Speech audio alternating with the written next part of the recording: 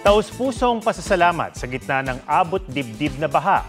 Ilang residente kasi ng Cainta, Rizal ang nakatanggap ng libreng pagkain mula sa mga nagmamagandang loob. Libreng lugaw ang pinamigay ng magkakatrabaho sa mga taga-Karangalan Village. Kinailangan pa nilang mamangka pero di nila ito inalintana para makatulong. Laking tuwa ng mga residente lalo na iyong mga hindi makalabas ng bahay.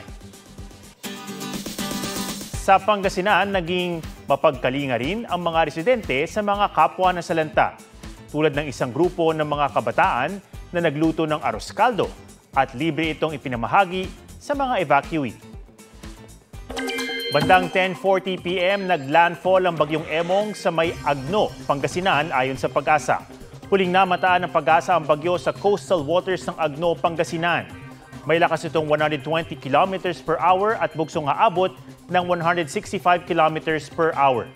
Pabagal ang pagkilos nito pasilangan.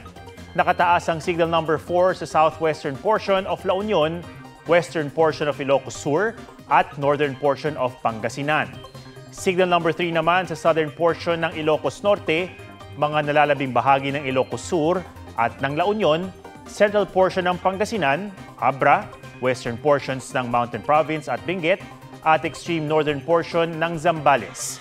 Signal number 2 sa nalalabing bahagi ng Ilocos Norte, nalalabing bahagi ng Pangasinan, northern portion of Zambales, Apayao, Kalinga, rest of Mountain Province, rest of Benguet, Ifugao, Batanes, Cagayan, kabilang ang Babuyan Islands, northern and western portion of Isabela, northwestern portion of Quirino, western and central portions of Nueva Vizcaya, northwestern portion of Nueva Ecija, at northern portion of Tarlac.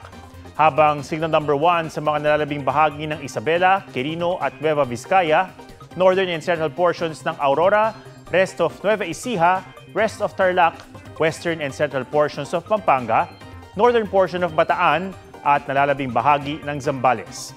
Ayon sa Pag-asa, posible itong mag-second landfall sa La Union o Ilocos Sur ngayong gabi o bukas ng umaga. Huwag magpahuli sa mga balitang dapat niyong malaman. Mag-subscribe na sa GMA Integrated News sa YouTube.